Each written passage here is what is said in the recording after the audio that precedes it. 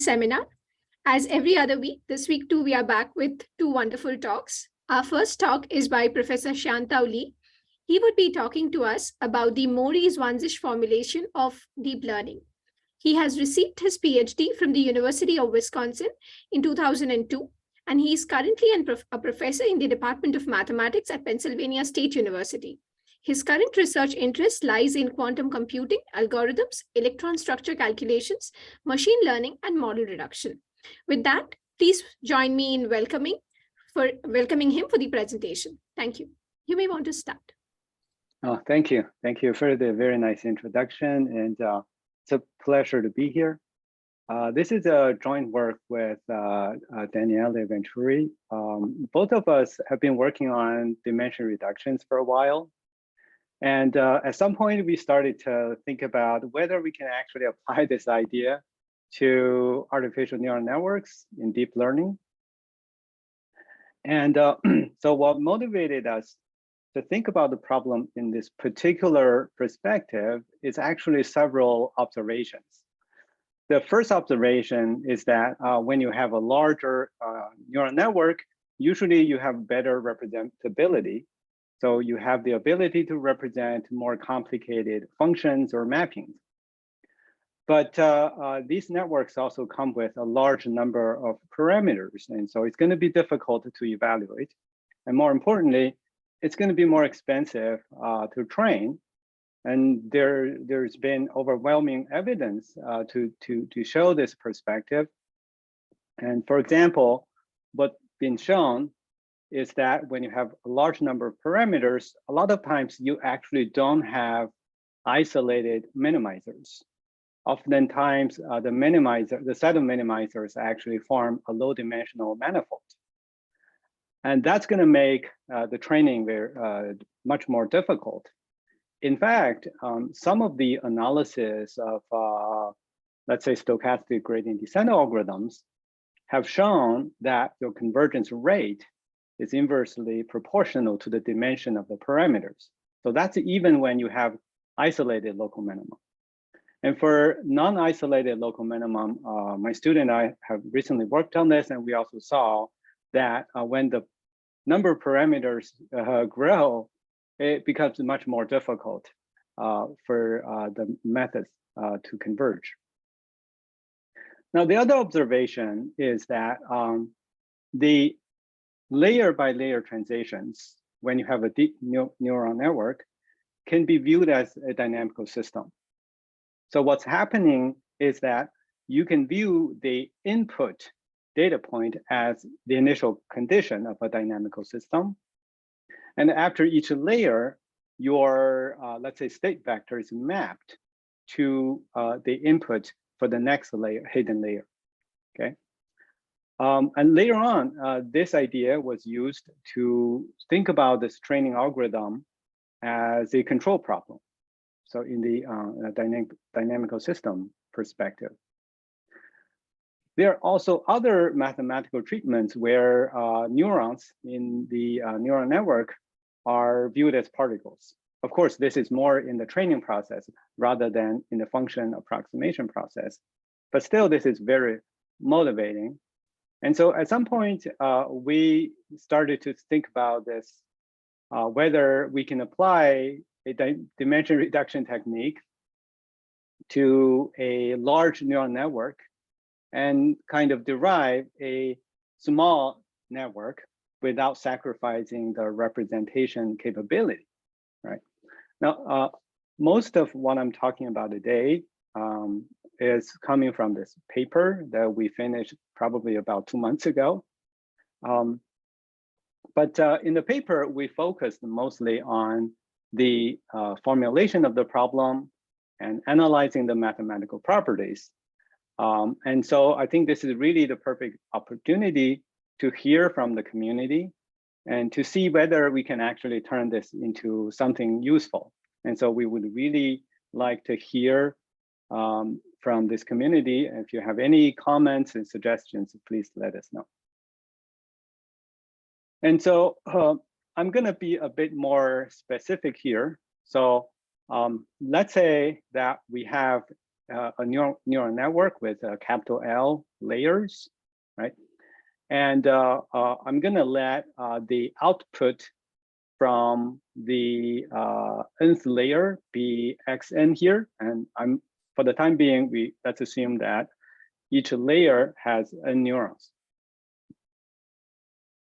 And the input is x0, all right? And at each hidden layer, Wn here denotes the parameters, like the matrix W or the bias vector B, right? We kind of lumped it into the same one parameter vector. And in each layer, we map the xn here, this is a vector, to the next layer through this activation function. So we kind of wrote this in this abstract form.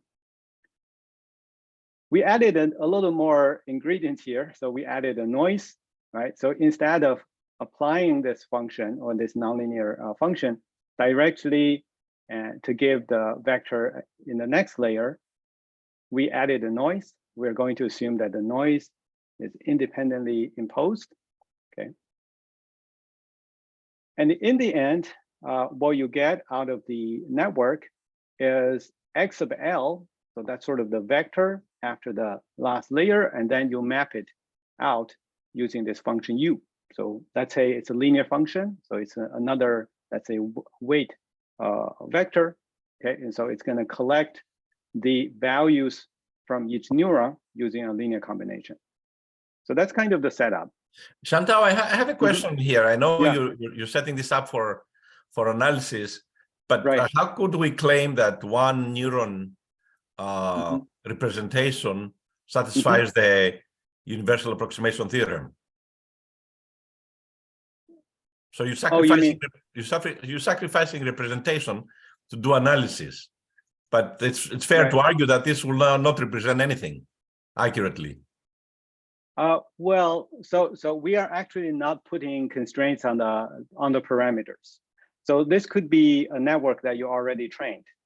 But so so how many neurons do you have? You don't say how many neurons. Is it one neuron or is it a capital N? So it can be very it can be very there could be many neurons for each layer. That's right. Okay, I think I misunderstood. Okay, so this is a collective expression of the. Okay, sorry about that. I misunderstood. Right. Yeah. No, it's okay. It's okay. So these are this is a sort of a vector valued function. Okay. Hi, Dr. Li. This is Jeremy from fifth year graduate student in George's group. So I'm actually curious about the Cn here, which is the noise. Yeah. So basically, in a standard feed-forward neural network, you don't have this Cn, but here you have it. So, like, do you have any insight in this term, or what does it represent? Or, like, for example, does it represent like something like dropout or what? Yeah. So for the moment, we just try to make it a little bit more general. But that being said, there are neural network structures where people put in noise. For example, in reservoir computing. So there is a notion of I forgot the name. Is it called the stochastic or neural network? Or so there are cases where people put in noises. Okay. So, but in those cases, you kind of initialize everything as random, right? So the bias vector, the weight W, they're all like random, randomly sampled. Yeah, that makes sense. Thanks. Yeah. And so the way that we wrote it is sort of like a Markup chain, right? So you can see that this is a, you can think of this as a state model, right? And the state vector is xn, right? But overall, this is a Markov process. So what's happening at the next step only depends on what's happening at the current step. And so automatically, we realize that we can think about this dynamics from three different perspectives. So there are three sort of parallel descriptions of Markov processes. And the Mori-Zwanzig reduction formalism can be applied to any one of them. So it just depends on what you need. And so the first one is in terms of the state vectors. So going from xn, you can apply a nonlinear function. It could be a it could carry noises and map it to the next state vector. So that's the most straightforward description. Now, in addition to that, you can also choose to work with conditional expectations, right? And I would call this observables, because if you think of the equation for xn as the state model, then in the end, you'll probably observe something, right? You probably observe, in this particular case, you're only interested in the output from the last layer, which is u of xl, okay? Now, because of the noises that we injected into the network, we have to, in order to compute the statistics, we have to take the conditional expectation, right? And I can take the, we can condition this on one of the previous layers, which is x sub l minus n, all right? And so this is gonna give us this conditional expectation. And it turns out that the conditional expectation follows its own dynamics. It's gonna be driven by this operator here that I'll explain. This is actually a backward sort of propagation, because in the end, you want to condition it on the initial layer, okay? But we're going to write it so that it looks like a forward propagation, okay? Another thing that you can use to kind of describe what's happening is through the probability density function. So what happened is that your input follows certain probability distribution. Let's say it's coming from a data set and you use the empirical distribution. But after one layer or a few layers, the probability density of the vector x will change, okay? And so we can formulate a dynamics in terms of the probability density function as well. Okay. Let me kind of briefly explain the back propagation of the conditional expectation. So I mentioned that this is a Markup chain.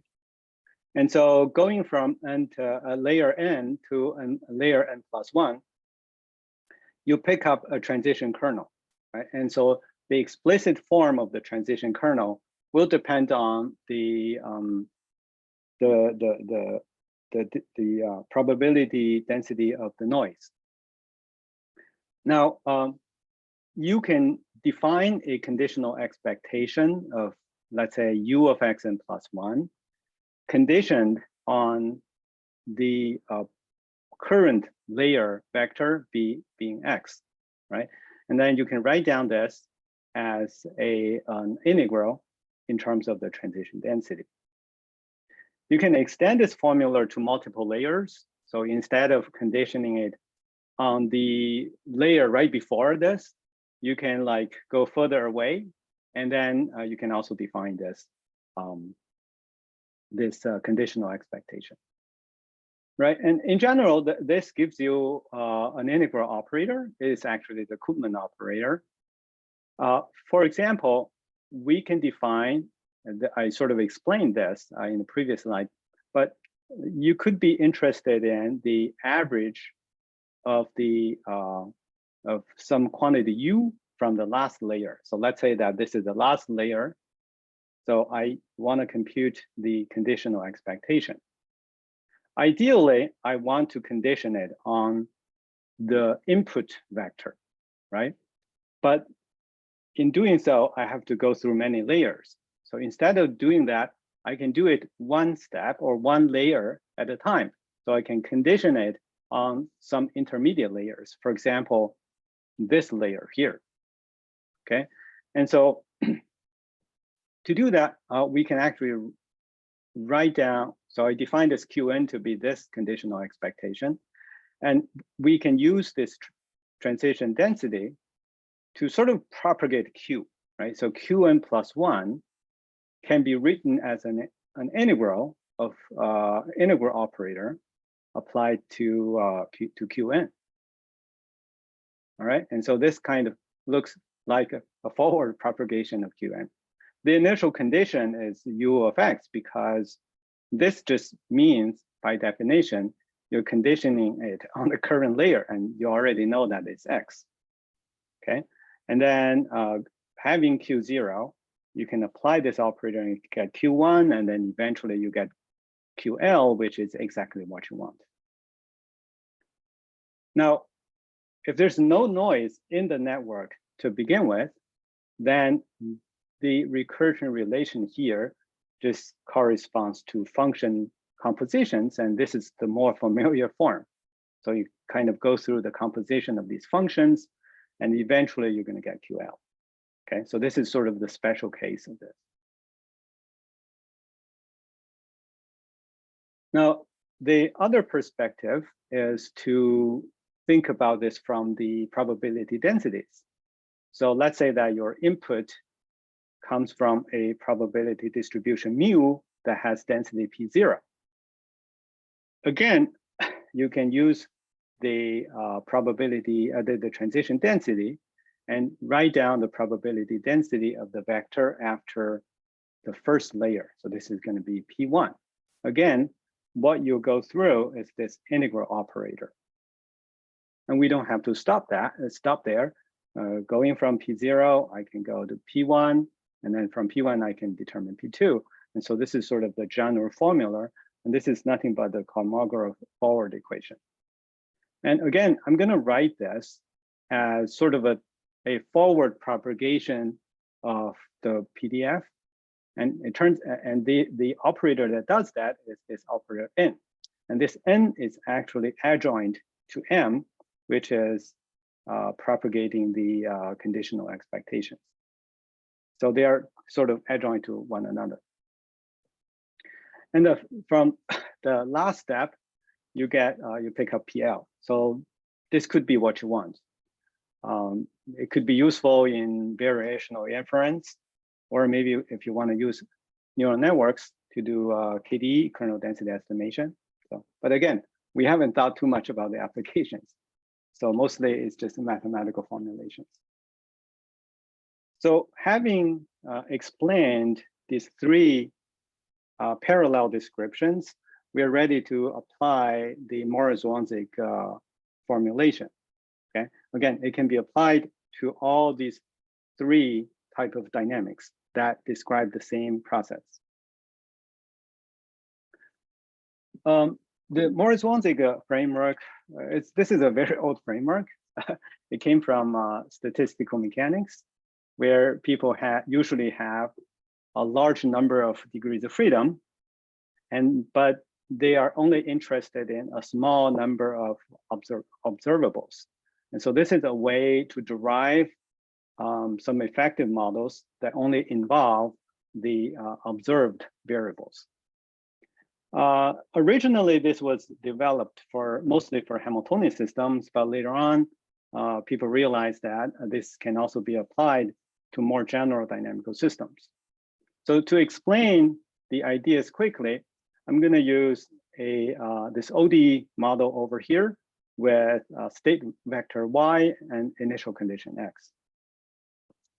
So we are assuming that this system is large and is too large to kind of do it in the computation. But in addition, let's say that we are only interested in a small number of quantities.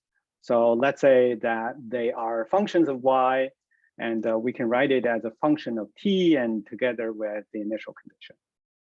Okay.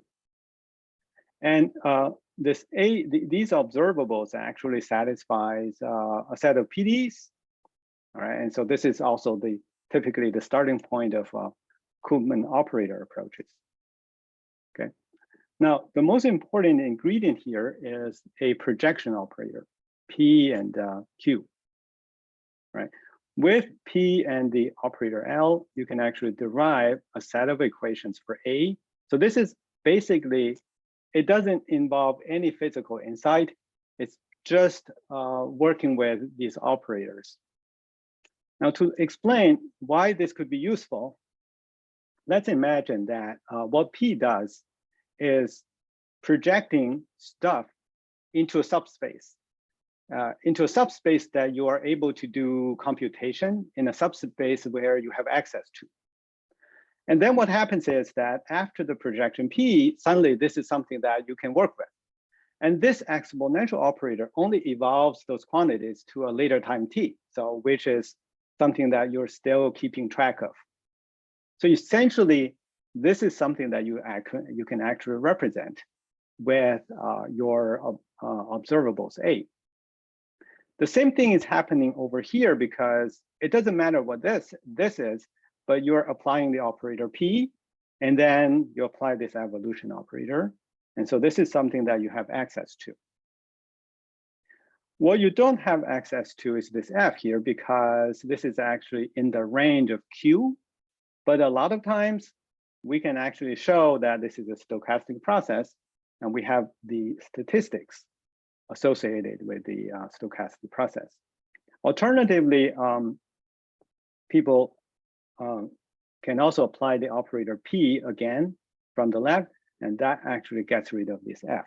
So that's another way to kind of move away this random noise, okay? There are a lot of recent applications of this idea. You can apply this to reduce the dimension of a dynamical system. And I actually worked with George on this, and so I think this is 2015, but later on there are many other papers that try to use this idea to simplify a complex dynamical system. You can also formulate this as a data-driven approach. So rather than trying to determine everything here from the underlying dynamical system, you can actually keep this as a parametric form or parametric model. And then if you have the data or time series of A, you can use the data to actually determine the parameters over here and then do forecasting. So this is another interesting direction where you can use the Mori-Zwanzig framework. The third application is to derive generalized constitutive relations. For example, for non-Newtonian fluids or nanoscale heat conduction models, you can choose your quantity A to be, let's say, stress or heat flux or electron current. But then when you define the projection P, you can project it to, let's say, strains or temperature gradient and electron density and things like that. And what you get out of this is a generalized the constitutive equation that could have memory or relaxation or noise or something like that. And so that's another possibility.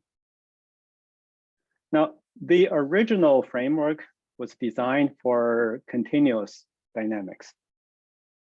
And later, this was extended to discrete dynamical systems by Kevin Lin and Fei Lu. So the starting point is not an ODE system. Instead, it's a discrete dynamical system where this is driven by F, and you can define the parent-Frobenius operator, and then you can write down a dynamics of A that's similar to the continuous case. So you have the memory part, and this is called the Markovian term. And so they have something similar to that. But what they did was for autonomous dynamics. And so the first thing that we had to do is to extend this to non-autonomous systems. So what I'm going to do is I'm going to think of this as the recursion relation associated with the deep neural networks. This Gn can be the state vectors Xn. It can be observables. It can also be probability densities. So we try to kind of derive a whole variety of reduced equations, and hopefully some of them would be useful. And we define projections. And so here we make it a little bit more flexible. The projections can be layer dependent. All right. And then we derived these effective equations. So this R will propagate Gn to Gn plus 1. And here in this form here, we call it a project first. So you actually apply the projections first, and after that you kind of propagate this forward. And this would be similar to the memory term, and this is similar to the random noise term. Okay. You can also choose to propagate them first, and then after that you do projection. Okay, and you get another form of the MZ. The third form is to represent everything in terms of what we call the orthogonal dynamics.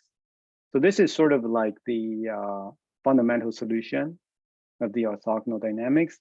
The orthogonal dynamics satisfies this equation here, where the generator is the projection Q times this operator R.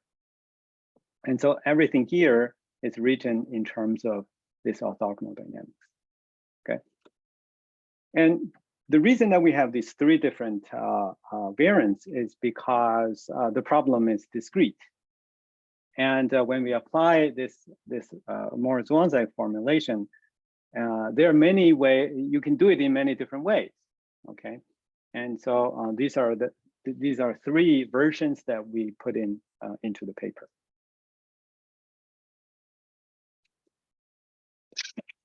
So if you take G to be the observables, again, this is the conditional expectation on one of the previous layers, you will get something like this, right? So far, this may not make sense, but later I'll give you some examples to show that this could be useful. Okay. And then this is another version of this. You apply M. So remember, M propagates the conditional expectation, but after that you do projection. Okay, and so in both of these forms, you got the memory terms, right? And so that's something that I'm going to touch on in a moment. You can also pick the Gn here to be the probability density, okay? And then you get another equation that describes how the probability density changes. I forgot to mention that all these equations are exact. We are not making approximations yet. And what you can show is that this is actually adjoint to one of the MZ equations for the observables. And so, because of the fact that M and N are adjoint to each other. Okay. So I want to give a few examples just to kind of illustrate what would happen if you implement the MZ model. Okay. So the first example here is for the observables. So remember, the observables are basically the conditional expectations. So let's say that this is the last layer. And then after that, you collect the values using, let's say, a linear function, and then you do a conditional average over the input layer. So if you pick the projection operator to be an orthogonal projection, and for simplicity, let's say that we projected to a one-dimensional subspace spanned by this function V. All right, and let's say that this V is the mapping from the output of the network. So meaning that what you want is V of X5, let's say in this case, right? Okay, so let's say that that's what you want. That's what you want eventually from the network. Okay. So then what happens is that in this MZ equation, you're seeing a projection here. So in this particular case, this is an orthogonal projection. So after the projection, this is just going to be proportional to V. All right, so this term just becomes V. So that is one of the terms. And then in here, you're also seeing this projection. So after the projection, you're going to pick up something that's proportional to V, but then you're going to forward propagate this using this operator across n minus m layers. So that's what you're going to get. And the simplest case to think about this is the case when the noise that we inject is 0, because in that case, this m just corresponds to function compositions. All right. So this term gives you V, and this term, right? So I'm kind of going after the memory terms one by one. So this term is going to be the composition of V with F. So this is FL minus N. The next term is going to be the composition with 2 of the activation functions. And eventually, you're just adding them up using a linear combination. And so this gives us the following sort of network structure. So instead of going through the whole network, this is what we're going to do. So we're going to first start with the input X. We're going to plug it directly into V. So that's going to be like another sort of arrow here. And after that, you plug X into the network, you're going to get X1, and you plug that into the function V. And similarly, you go to the next layer, and then you plug that into V again. And at the end of the day, your last input, the output from the network, which is V of XL, is actually a linear combination of these. Okay. And So all these. I'm sorry to interrupt. This is Nat Tresk from Sandia. So I'm trying to wade through the notation. Is this something more than skip connections with a final linear layer? It could be. I don't have a lot of experiences with interpreting or constructing a new network structure. So that sounds reasonable. Okay, fair enough. Thank you. Yeah. Mm-hmm. Okay, and all these are scalar functions, right? This V is a scalar value function. So you basically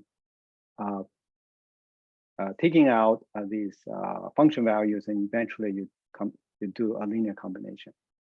Okay, and of course, so far this is exact. And what we are hoping, and usually this is what we are leveraging, is that the memory terms have certain decay, so that we don't have to compute every single term here. So it could be that the first few terms are enough. Okay, I'm going to analyze the decay property in a moment. But before that, I just want to show you how to interpret this reduction procedure, okay, from the neural network perspective. So another scenario that's helpful to think about this procedure is the following. So instead of applying this formalism to the conditional expectations, so let's apply that to the state vectors. So I'm going to pick G or Gn to be Xn. Okay. So again, I mentioned that eventually you're just taking out some function of the last layer. So let's say that that function is linear, right? So there's sort of a W there. And I write that as a inner product. So what I want is U of XL, which is the inner product of XL with W, okay? Now, I can decompose the vector into a component that's parallel to W and another component that's orthogonal to W. So I can do this orthogonal decomposition. And then I'm going to define this funny projection. Okay, you cannot put it into a framework of Hilbert spaces, but this is formally a projection. So let's say that you have a nonlinear function of X, and inside of the function, X is decomposed into W and the orthogonal component. And let's define the projection so that it discards the orthogonal component. Okay, of course, if you apply the projection again, it's still going to be the same, right? Now, believe it or not, we actually used this before. It's actually very useful. So in this paper, we actually used it to protein dynamics, where you can build a subspace spanned by residual blocks. And then we can define a projection that removes the orthogonal component, okay, of the molecular configurations. Okay, but let's put it into play here. So remember, g of xn plus 1 is xn plus 1, right? So in one of the MZ equations, you get to propagate this first and then apply a projection, okay? So if you propagate this first, what you're doing is you're applying this, you're plugging this into the activation function. You multiply this state vector by W, and you add the bias vector. But then you also get to project. So this capital Xn is going to be replaced by something that's proportional to W. And I'm going to let that coefficient be Cn, because this is the projection of Xn. Okay, but after the projection, you still have the form of the activation function. But in this case, you, instead of working with Xn, you're trying to derive an equation for the projection, right? So you are actually working with Cn. Okay, this is a scalar. And then if you're just working with Cn, then what you can do is you can actually combine these two parameters. So this is a matrix, this is a vector. So after you combine the parameters, you get a vector valued parameter, okay? And so if you just keep the first term, we call it Markovian term, okay? And the following terms can be treated similarly. Is that you get a sort of a dynamics of the coefficient Cn. Cn is just the scalar. And from one layer to the next, you're doing these operations, okay? So you're plugging in the Cn here into the activation function, and you're taking the inner product with this vector W, okay? And this has a funny sort of interpretation. This is it's the following. So let's say that after the first layer, which is capital X1, right? Instead of mapping this immediately to X2, which would involve matrix valued coefficients, you actually map it to C1, okay? And after you get to C1, you can use this formula and map it to X2. And that's going to be this part over here, the sigma part. And after X2, you take the inner product and map it to C2.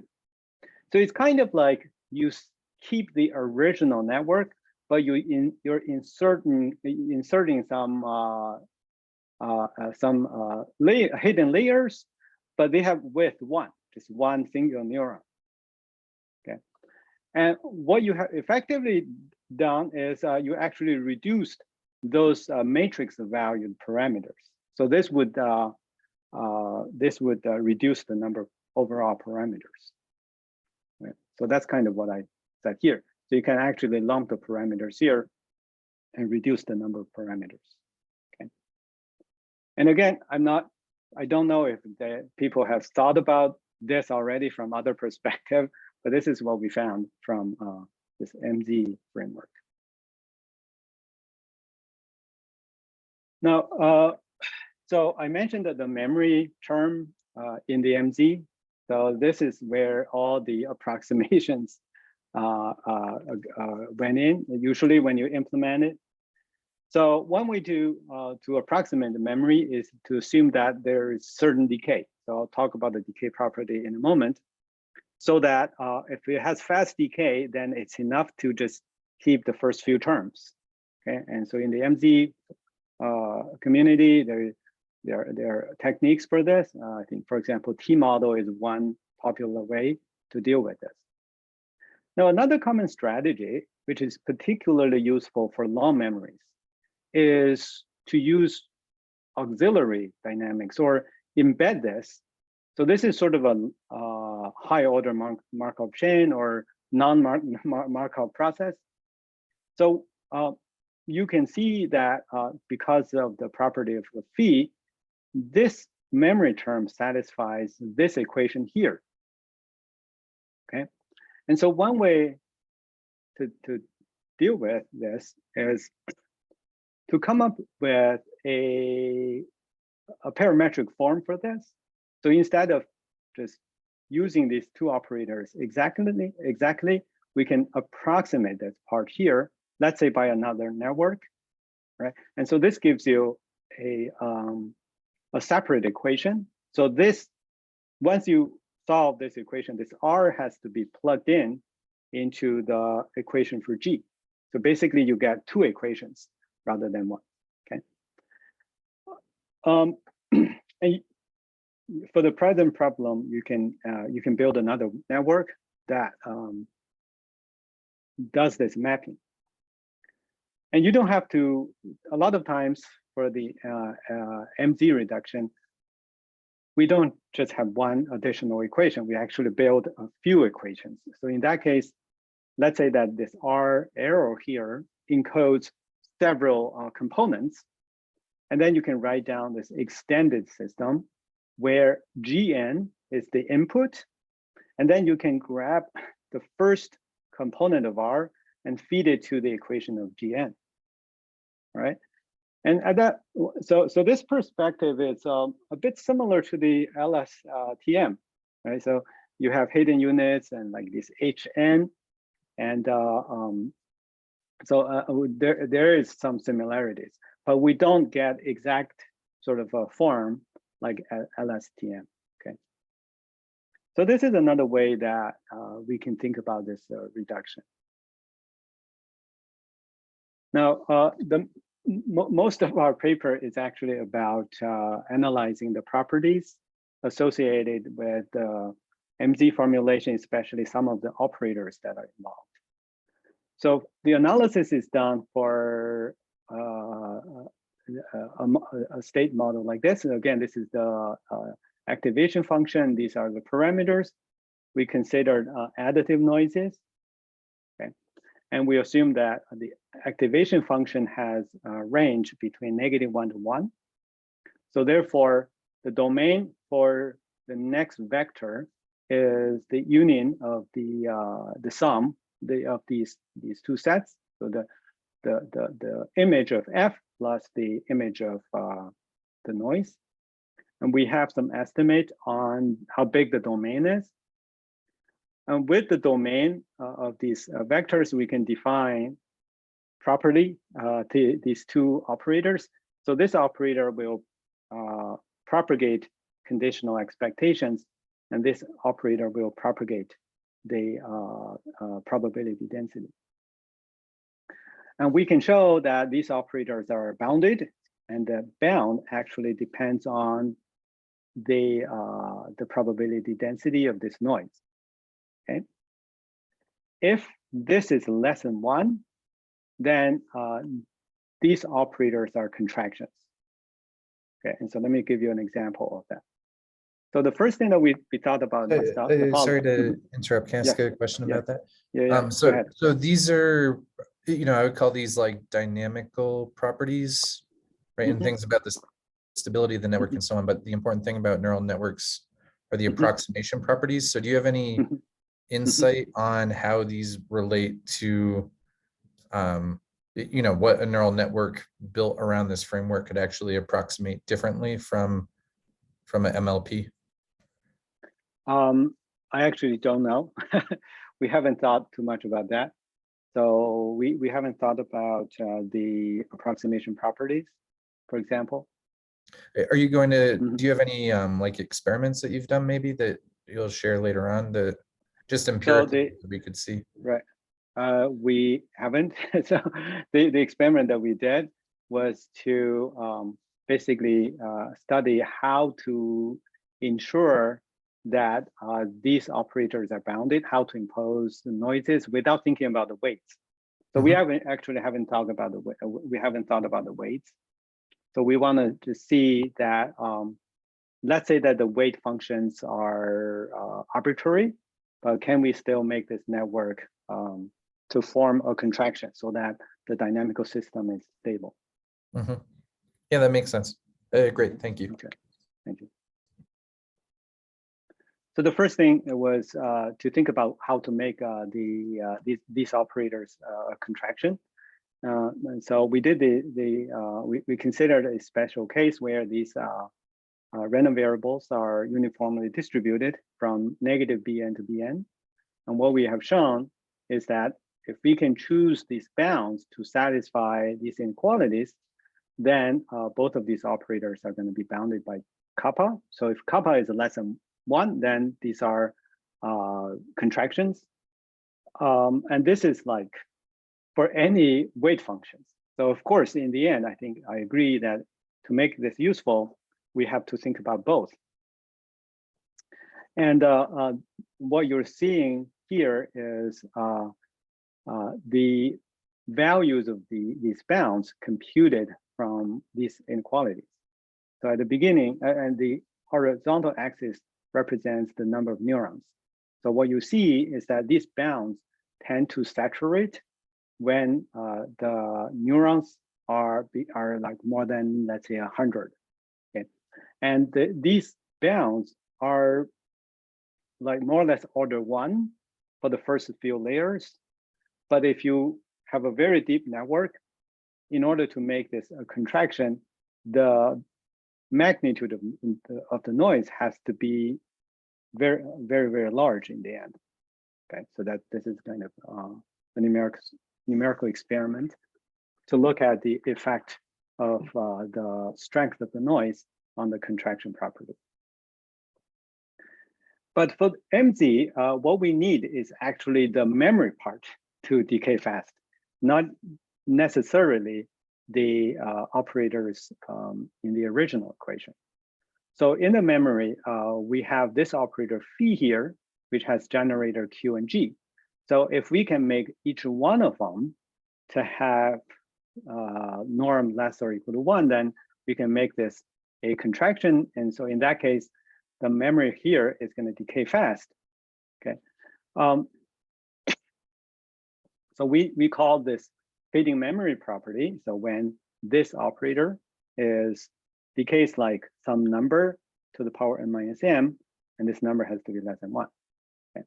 To prove this, we derived explicit formulas. So this is a specific projection. It's projecting on a subspace spanned by these vectors, right? And then what we show is that under certain conditions, these are bounded by kappa. If you consider the uniform distributions for the noise, we can derive a set of recurrent relations for Bn. Again, this is regardless of the weights and the bias vector in the network. Now, if you only have the weights and bias without the noise, if you want to make the function contractive, you have to make sure that the matrices are small enough. Right? So, so what you're seeing here is the values that are computed from this formula, and they are these black lines, right? And again, they tend to saturate when we have more and more neurons. And they are usually smaller than the ones from the previous slide, where we only make sure that M is a contraction, okay? But here, we make Q times M to be a contraction. And therefore, in this case, the bounds on B is smaller. Okay.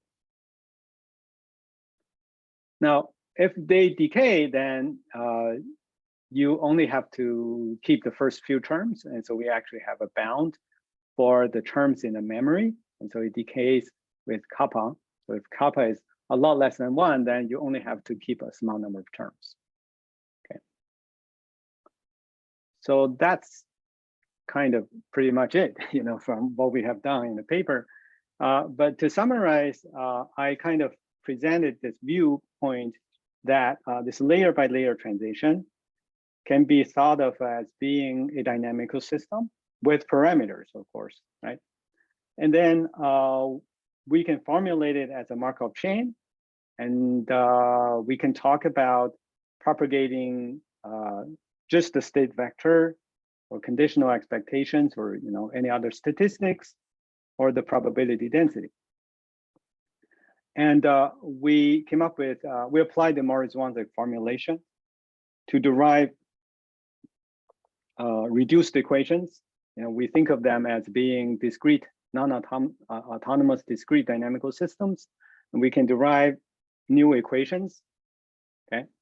And our hope, of course, is to use this framework to reduce let's say, the number of neurons, or come up with other network structures.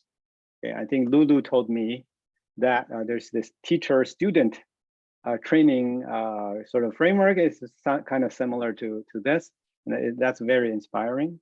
Okay, and again, we are really open to talk about specific applications.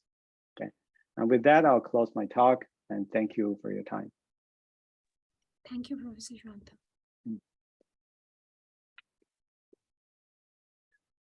Xiantao, I have a question on if you can go back to that magic transformation that takes you to the C1, C2, C3. Oh yeah. Yep. This one. Yes. This this P. How can I? How do I get that?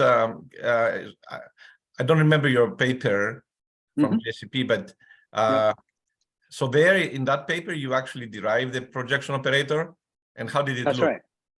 How did it look? So what do you expect that projection operator to be for this case? Because I see the results is desirable, but if we break the bank to construct such a thing, and how do I know that exists actually this operator, this projection operator for this system?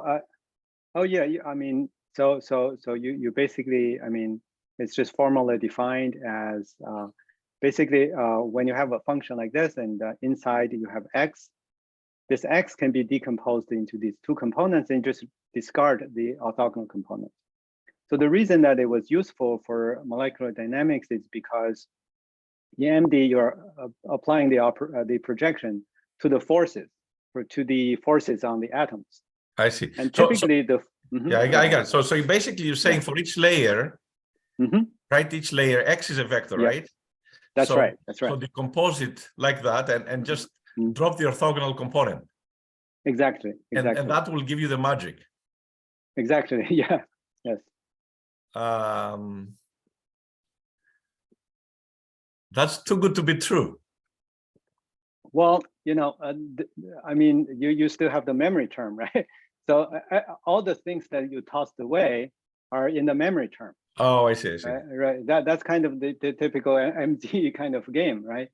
So what you're hoping is that the memory term has certain decay, so that you only have to pick up a few to compensate, for what you threw away. I see. Yeah, I see. Yes. So this okay. Yeah. So this could be because the memory can be computed. That's right. Some people in my Jen and Kerkus in my group are computing the memory right now, and others. Right. I see. So yeah, I don't know if Panos Stinis is attending, but he may have some questions. Maybe if Panos is here. Okay. Maybe he's not. Okay. We had about 50 people from around the world, Xiantao. So I don't know each day who's attending, but okay, I see. Xiantao, there was one recommendation I want to make, that there's a lot of works where people have applied non-local and time dynamics, architectures built around that, which I would view as maybe an empirical version of this. Like they just introduce it as an ansatz, the memory, and then they see what they get, and they've gotten good results. But I'm curious whether because you have the actual fluctuation dissipation from Mori-Zwanzig and Markovian noise, like maybe that could compensate, and that you could go deeper than they could go. That's right. It might be like over smoothing or something like that. So it would be great if you do put this into an architecture and do some experiments. It would be wonderful to see a comparison that you I see, could, I see. maybe you could go deeper than them. That'd be Oh, exciting. thank you. Yeah, so this non-local in time, is it, so do they do neural network or this is just? Yeah, it's kind of like a ResNet or a neural ODE, but there's Oh, a kernel I see. and you're learning, you Okay. would interpret it as you're learning the weights of a kernel. I see. Xiantao, That's you may know the work of Du Qian, Okay. which I is thought like usually, this diffusion equation, and then I think Marta in UAU did the I diffusion see. reaction equation with the non-local. Yeah. And Chengdu also. Yeah. Yeah, of course. Du Qian it's is my former Qiandu, the class. same thing. Oh, Thank you. We recommend the same I- paper. Yeah, I know his work on non-local in space models. I didn't know that he worked on non-local in time models. Yeah, it's a paper analyzing graph neural operators also, but yes, I see. he did exactly the same I'll thing. definitely check it out. Thank you. I'll definitely check it out.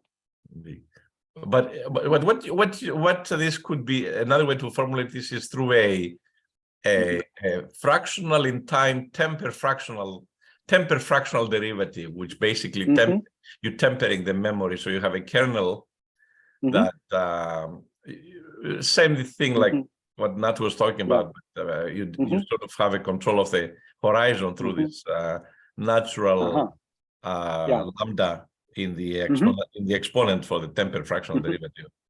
I see. Okay. Oh yeah, that's right. So there is a parallel to Thank you. that actually, for sure. Yeah. Okay. Thank you. Yeah, these are very useful comments. Hello, Xiantao. This is Lulu. Yeah, thank you for the nice talk. Oh. So I was wondering, so if this framework can consider also the dynamics of training, here basically you analyze the one for the propagation of the network, right? Can we also consider the back propagation and the dynamics? Basically, the GEP will change during each iteration.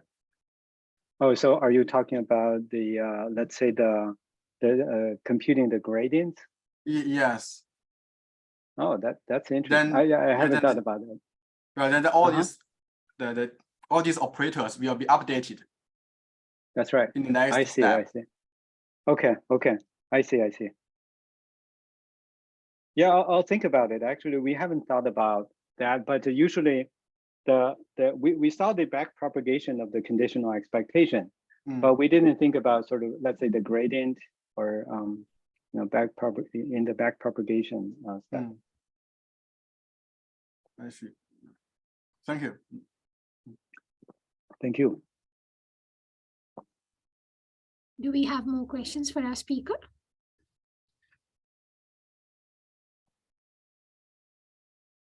If not, thank you, Professor Li, for tuning in today and giving us this wonderful talk.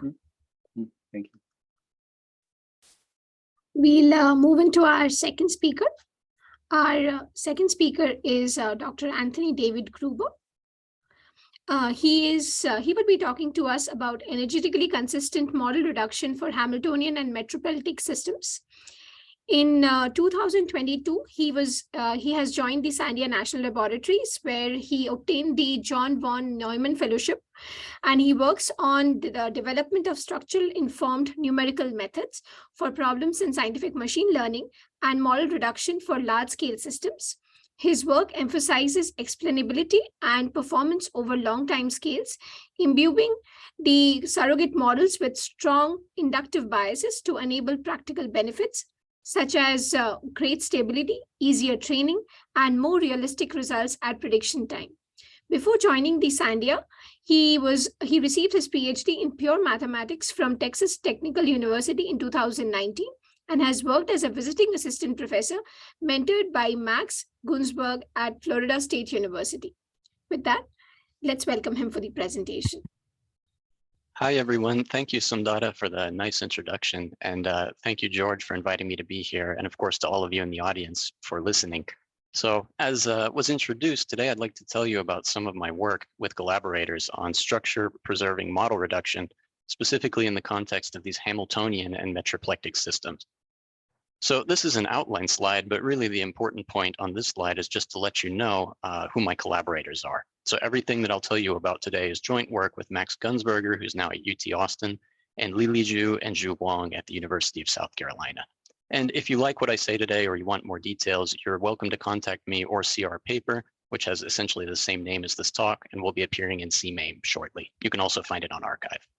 So to start, I don't really need to motivate model reduction to this crowd very much, since everyone is pretty much familiar with the basic setup. But just to set the setting for the talk, consider that you have some realistic, I put realistic in quotes because obviously a lot of things are still ignored, but you have some large scale PDE simulation that you need to solve. Then when you discretize, you essentially turn continuous degrees of freedom into discrete degrees of freedom, which are localized at some mesh. So here on the right, I've pictured a realistic atmosphere mesh coming from the MPAS atmosphere simulation. And so what that does is introduces a whole lot of redundant information that you now have to take care of. So even though the physics are the same at every cell in the mesh, you still have to keep track of the state variables at every location. And this introduces a lot of redundant computational cost. So what people tend to do for the last handful of decades is develop techniques to mitigate this through model reduction. And this is kind of at a very high level, a three-step procedure where you encode the information you care about into some lower dimensional latent space. Then you do an ODE solve there, which is much less expensive. And then finally, you have some kind of decoding, which brings you back to a realistic approximation of what you started with. And so this is, of course, a very big field. I'm not going to survey it because my talk is more about, a couple of techniques for actually doing this. But there's, linear and nonlinear schools of thought for this, I would say. And so on the linear side, there's very well established, robust techniques like proper orthogonal decomposition, which I'll focus on, reduced basis methods. And then there's also a lot of very interesting, but much less mature work on the nonlinear side, where you have things like kernel methods and also, of course, various neural network architectures. And this line of work is very interesting, but for large scale simulations, it's not suitable yet, because you just don't have the same guarantees on accuracy or stability or convergence that you have in the linear case. So I feel like most of you are probably familiar with proper orthogonal decomposition, so I don't have to spend a lot of time on this, but essentially proper orthogonal decomposition is a linear machine learning technique for producing a low dimensional basis. So essentially you take some snapshots of your high fidelity solution at various times and parameter values, you stack them into a matrix, which is your training data, and then you do a reduced SVD. So what that generates for you is a tall matrix U, which whose columns become your POD modes. So these are the columns are variance maximizing bases for your training data. And so what you can do then is you can form an X tilde, so an approximation to your state, which is intrinsically low dimensional as a linear combination of your POD modes. So then what this allows you to do is then push that approximation through your dynamical system. And so what you end up with is a much lower dimensional dynamical system, which here I abbreviate. So some of these quantities, U transpose AU became A hat, and F hat X hat becomes F of X tilde. So this is just kind of common shorthand that I'll use throughout the talk, because the notation might get a little bit heavy when we start talking about more sophisticated systems. But the essential point is that by doing this, you can convert your original ODE, which is size big N, to an ODE which is only size little n, which hopefully you've chosen little n so that it's much smaller than your big N. Okay, so as per the title of the talk, what I really want to focus on are these Hamiltonian and extensions of Hamiltonian systems. So I feel like most people in the audience are familiar with these as well, but just in case you're not, Hamiltonian systems are archetypically energy conserving. So these are in some sense totally orthogonal to gradient flows. And what do you need to, what data do you need to prescribe a Hamiltonian system? Well, you need a Hamiltonian function, which is just some scalar potential. And then you also need some Poisson bracket, which is a Lie algebra realization on functions. And you can think of it as generated by some skew symmetric matrix L. So, oh, and I forgot to mention this at the beginning of the talk, but I encourage interruptions. So if you would like more details, please feel free to interrupt me at any time. And so what's important about this framework, besides giving you energy conservation, well, you have to make sure that your L behaves nicely, which essentially means that your Poisson bracket has to satisfy some closure condition on the Lie algebra, which is called the Jacobi identity. And provided that all of these things are in place, then this totally guarantees that your flow is orthogonal to the Hamiltonian potential. And you can see that just with a really quick chain rule calculation. So if you differentiate H in time, then you use your equation for the dynamics, then L is antisymmetric. So you could push this to the other side of the dot and it picks up a minus sign. But then of course, you have to end up with 0. So this automatically up to, some amount of time integration error will give you a conservative system. And these things are super useful. They model all kinds of really interesting systems. So just to give you a couple of quick examples, you can think of like a really simple one, which is a harmonic oscillator. Then if you write this as a pair of first order equations, you get a Hamiltonian system in terms of position and momentum, which look like this. And here your L matrix, your Poisson matrix, is like as simple as it can possibly be. It's essentially rotation clockwise by 90 degrees. So all you're doing is, instead of, is as where if you were going to follow the gradient flow of H, you would punch through the level sets. Here, you just rotate and your trajectories follow along the level set. And you can see that in your phase space in the plot here on the right. Now, more realistically, when you deal with Hamiltonian systems, they're not that simple. Like your matrix L can depend on the state variable. So if you look at the incompressible Euler equations, for instance, in vorticity form, then it's pretty easy to verify that this guy is skew symmetric in L2. And then if you differentiate H now with respect to the vorticity variable, you actually pick up the stream function. So the stream function goes right there, curl of the stream function becomes U, and you end up with the equations you started with. And so this is a Hamiltonian system, which of course can behave chaotically, and which also is, in some sense much more interesting because you have non-trivial conserved quantities, which come from the kernel of L. So my talk will kind of focus on how you treat the kernel of L in a right way so that you can preserve some of these things. Okay, so that's just a really quick overview on model reduction and Hamiltonian systems. And now, what about the case where you actually want to, come up with a reduced model for these things? Well, I claim that it's important that you preserve the Hamiltonian structure in the reduced model. And I mean, so to kind of motivate that, first, if you just look at what you get by pushing through your straightforward Galerkin projection into the full order ODE, then you see that the coefficient matrix you get in front is obviously not going to be skew symmetric. So that means your system is obviously not going to be Hamiltonian. And there's lots of techniques, I would say, in the literature for fixing this to varying degrees of success. One solution, which is going to be important for the rest of my talk, was developed by one of my collaborators, Zhu Wang, and also some other researchers. And the idea is essentially to transform your Galerkin projection through solving some kind of overdetermined system for a reduced skew symmetric matrix L, which does the job for you. And the way you do this is essentially just to look at the chain rule. So I think, okay, I want to end up with the right-hand side of my ODE should be a low-dimensional Hamiltonian system. So then what can I do? Well, I can look at this H hat function, which is the natural thing that I want to conserve. This is my like H of X tilde. And then I can look at what I get from the chain rule. Well, when you do the chain rule, you pick up a U transpose. So then what I really want is to be able to transform the U transpose L that I have from my Galerkin projection into this L hat U transpose, where L hat is a like little n by little n dimensional skew symmetric matrix. It's the reduced Poisson matrix that I don't have. Now, in general, you can't get equality here.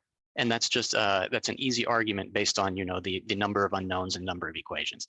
On the left-hand side, you have big N by little n equations, and on the right-hand side, you have little n by little n unknowns. So you get, in general, an overdetermined system, but that overdetermined system is really easy to solve because I know that U comes from a POD basis. And so if I multiply by U, then I get exactly the matrix that I'm looking for. And of course, what's really nice about doing this is that this thing is antisymmetric by construction. So you don't have to do any kind of fancy tricks to get antisymmetry back.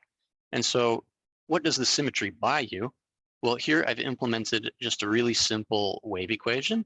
And I train my POD basis on one period of the motion, and then I test on 5. And so what you start to see right about now is that as you go, even though the dynamics are really easy to prescribe and aren't changing, as you integrate longer and longer, your naive Galerkin ROM becomes unstable. And so you just see it kind of blow up after some time. And that's typical. That's because you're not enforcing the right structure on your reduced dynamics.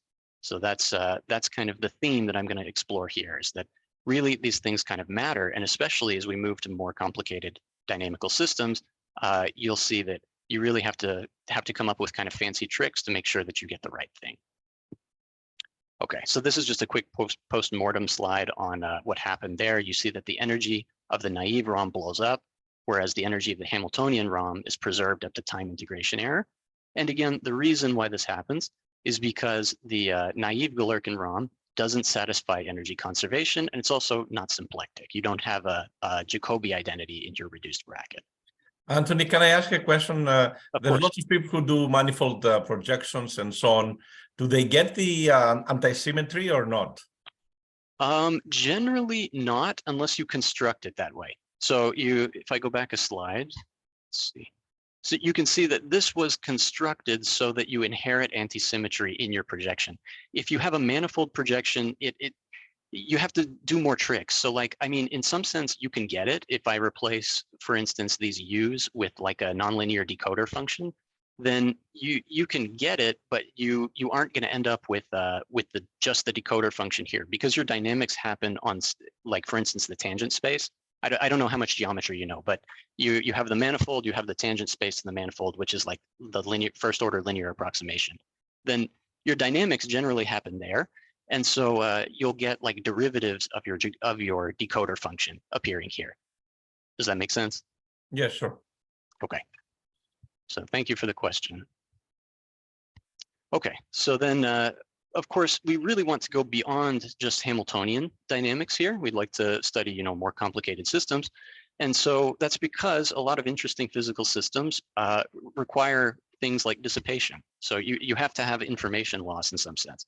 And so one formalism that people have come up with is called metriplectic systems. And these are complete.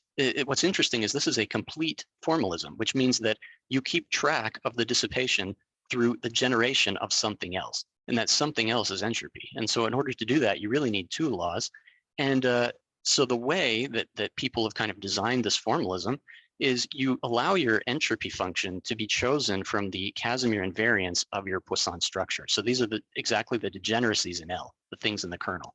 And so if you look at the little picture here, I'll go to the next slide. Your dynamics happen in the Hamiltonian sense, your dynamics happen on these leaves. So these leaves are the level sets of your Casimir functions, which are conserved. So the level sets of your conserved quantities. But if you want to be able to explore your whole phase space, like is what happens when you dissipate energy, you have to be able to jump from leaf to leaf. And so the way that people have to do that is to choose some Casimir, or more generally, some linear combination of Casimirs, and define that to be entropy. Then what happens? Well, as your system dissipates information, then your entropy variable catches exactly the stuff that's dissipated. So you can capture more general physics without any kind of like information loss. This is totally opposite to something like gradient descent, where whenever you lose energy, it's gone forever. You can't get it back. In a metriplectic system, everything is preserved. It's caught by your entropy variable. So that's my little cartoon here with the barrier. Okay, and just to speak more formally about this, so I should also mention, because I know that that George's group has done some stuff with generic structure, and generic structure is exactly the same as metriplectic, as far as I know. It just depends on who you want to give the credit to. So as far what I've heard is that Phil Morrison came up with the term metriplectic in 1986 to describe this kind of structure, and Grimella and Odinger came up with generic in 1987. So I wasn't born yet, so take it for what you will, but that's the history. So then how you formalize it is you really want to come up with dynamics which are in some sense a direct sum. So I'm abusing that terminology, but you'll see what I mean. So you have dynamics which capture some reversible piece, which is exactly like a Hamiltonian system, and then some dissipative piece, which is going to generate entropy. And so the way you can write this is with these two little brackets. So this is my Poisson bracket from before, generated by L. This is in some sense a degenerated metric bracket, which is generated by a skew symmetric matrix M. And so then now, instead of having a Hamiltonian, which represented energy, now I have two functionals. I have an energy and an entropy. And so what is it that I want? Well, first of all, I want the energy to be constant in time, and I want the entropy to be increasing. And then I especially want these pieces to not talk to each other. So I want to make sure that this piece stays irreversible for all time, this piece, or sorry, stays reversible for all time, this piece stays irreversible for all time. And that's the tricky part, because in order to do that, you can see by pushing through the derivatives that you're going to end up with, when you actually compute these guys, you're going to end up with these annoying kind of terms that mess up your physics that you don't really know what to do with.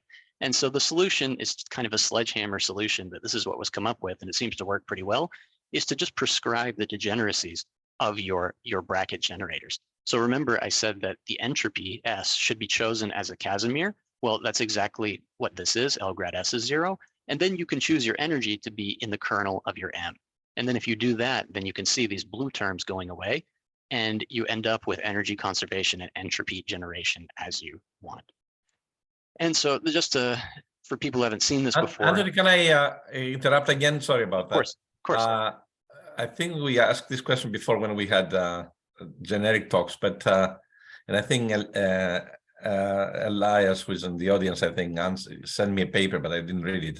So can you name some systems which are not dissipative systems, which are not metriplectic?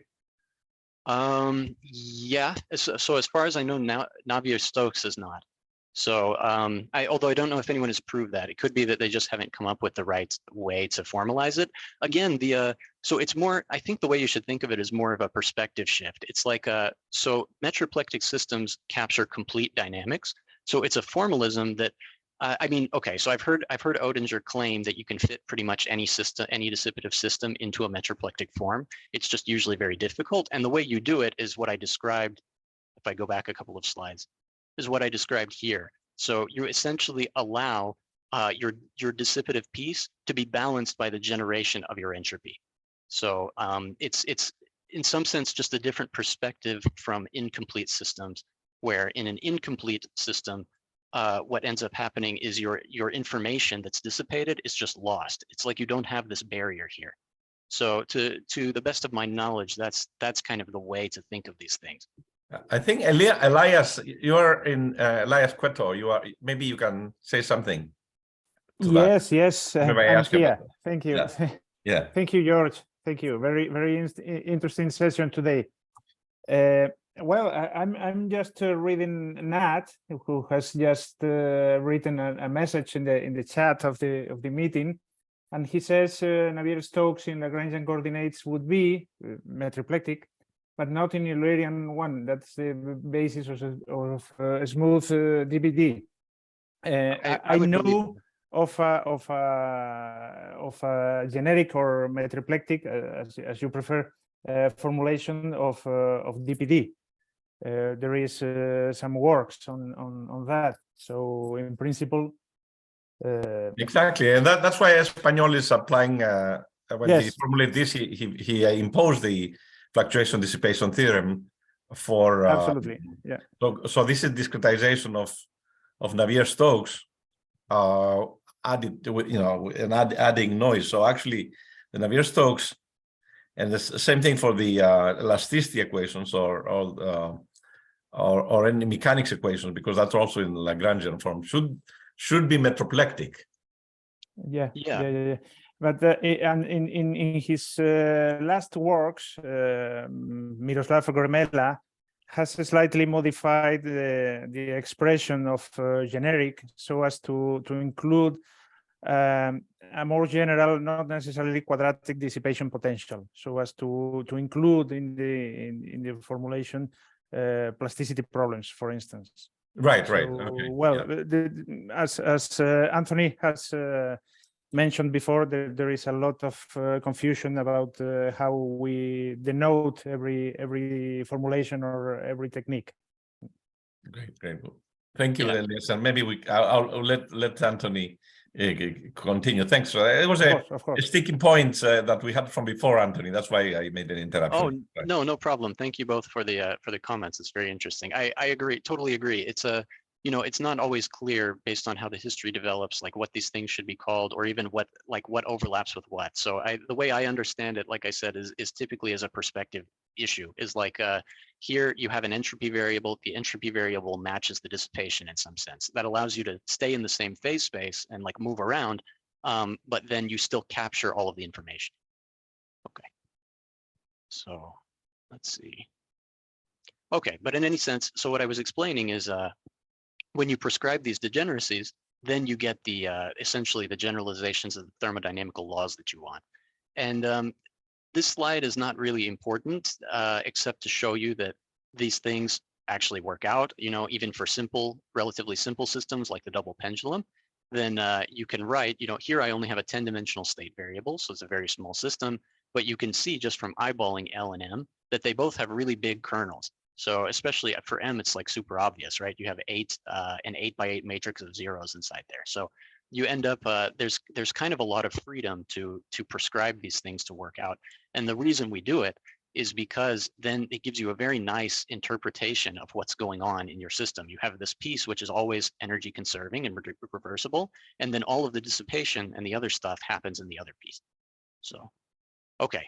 But in any way, that's just a really quick introduction. There's a lot more that could be said about metriplectic systems. But what I really want to talk about is how you do model reduction on these things, because it's really not obvious. And there's kind of some cool techniques that I think can be applied to other systems as well.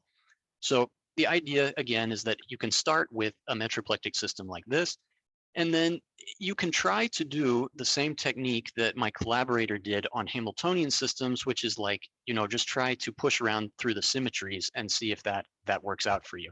And the answer is really, it just doesn't, because if you think you can, build these reduced matrices which satisfy the right symmetries, but then you don't get kernel preservation. And I mean, maybe that's kind of obvious. I found it a little bit obvious, but here you have sandwiched in this projection onto the column space of U. And so obviously, even if the gradient of S is inside the kernel of L, this whole thing is not going to be. And so you don't get this nice separation that you were trying to preserve the whole time. And that actually matters. So this is just a quick little simulation. I won't tell you much about it because I just want you to pay attention to what the dots are doing. So you see on the left, everything kind of misses the true trajectory, which is somewhat forgivable. I'm using a very low number of modes here. But what's not forgivable is that if you look at the end of the trajectory, the dynamics from the green dot and the orange dot are just totally wrong. You see the blue dot should be dissipating, should be stopping in the center, and then the green dot and the blue dot are just totally missing it. So this is really an issue because in practice, sometimes you have to use low numbers of modes and you want a realistic solution. And then you see on the right, this energy entropy plot, these things just fly off to the top right corner. So really we have to find a fix for this. And that shows you that these kernel preservations are quite important. So then the question becomes, how do you do this? How do you figure out a way to get compatibility conditions in the reduced case? Well, you can think about doing something like a PDE constrained optimization. That's maybe the most obvious thing to do, but that's really expensive, especially in the middle of a time stepping procedure. You can think about a penalty method like we always do in neural networks, but that is not even guaranteed to do any better than you were doing with just the symmetry argument. So then really the best way to do this is to use some linear algebra. So some fancy techniques from linear algebra and bake in the symmetries automatically. So this is what I always try to do in my model reduction work, because I really am a fan of building things that have to obey what you want by construction. That way you know what it's doing at all time. And maybe that's why I like explainability. So, okay, I want to talk about how you do that in this case. Well, it's a simple linear algebra exercise that I'll leave to you, that if you have an antisymmetric matrix, which has a vector in its kernel, then you can write that as the contraction of a totally antisymmetric third order tensor against that vector. So that's just that's all that is linear algebra. And so if you're interested, I encourage you to push through that. Here, I write everything in coordinates just in case my notation is confusing. I don't know. So I write everything in coordinates. And so you can see the reason this works out is that if you look at what L grad S is, the ith component, then you get a contraction of your totally antisymmetric thing against two copies of grad S. So, and of course, if you just play some games with like swapping this and relabeling your indices, then you get that this has to be 0. So what that means is that we can pre-process our L by solving an underdetermined system for this C variable. And so the point here is that what I really want to do is I want to be able to control what's in my kernel. That's the whole thing, because I can't control my system with just the symmetry of L. So I have to move to a more fine representation and actually control what is in the kernel of the thing governing my operator. So, and I want to mention, this is like, I'll tell you how I choose to do this later in the talk, but this is a design decision. There's a big solution space here, because this is like solving for A and AX equals B. So I'm sure there's like many choices you could do, but the key point is that I want to construct something that has this vector in its kernel. Okay, and then you can play a similar game for M. It's maybe a little bit different in the sense that M has different symmetries. So now the only way you can really get it to work out with this argument is that you take this zeta, which is a rank 4 tensor, and then this thing has a different set of symmetries. So in particular, what you need, well, remember that M has to be symmetric. So that means that I need 1, 2, 3, 4 interchange symmetry. So I need to be able to interchange the pairs IK and JL. That's what this equality is. And then I want to use this anti-symmetry argument. So I need things to be anti-symmetric in the 1, 2, and 3, 4 indices. So that's what these middle ones in between are. So essentially what I'm doing is I'm like attaching, I'm attaching pairs of anti-symmetric matrices, something like this. So then, and then you can see the same thing is going to happen if you look at the degeneracy condition. You're going to end up with a contraction against 3 copies of the gradient of E, but I'm anti-symmetric in I and K or in J and L. And so then I can make this go to 0 as well. So again, this is a really hideously underdetermined system now, because now this is a 4th order tensor, but you're never going to have to actually solve this in practice. So I'll explain why. But again, I just want you to take away from these, I know there's a lot of notation and stuff. So what I want you to take away is that the whole goal is that I'm trying to control what's in the kernel. Okay, and so I should tell you now why this helps. Like, why does this help me at all? Well, it's because if I just rewrite, so this is now what I get from straightforward Galerkin projection, where this guy is L and this guy is M, then if I have this is not going to be a metriplectic system. That's the whole point, is I need to do something different. On the other hand, if I can, instead of writing what's on the top line, if I can instead write this, so for some L hat, which has now grad S hat in the kernel, and for some M hat, which is going to have grad E hat in the kernel, then if these guys satisfy the same symmetries as what I had before, then I'm going to get the right compatibility conditions. So, and I'll show you why. So for instance, for L, what I want is for this piece that I get out of the Galerkin, and this is the same trick. So this is why I went to the Hamiltonian systems first, because this is exactly the same trick that we played for Hamiltonian systems. The only difference is that now I had to massage the kernel to make sure that I get 2 copies of the same thing. So here I take my the thing that I get from Galerkin projection, and I say, okay, well, what I really want is the contraction of C against 2 copies of grad S hat. Because if I get that, then I get 0 by the symmetries of this tensor. So what does that mean? Well, again, that's overdetermined. So now this is what? This is little n by big N squared equations in little n cubed variables. But again, it's very easy to solve because I have orthogonality in my POD basis. So I just write multiply by 2 copies of U, and I end up with a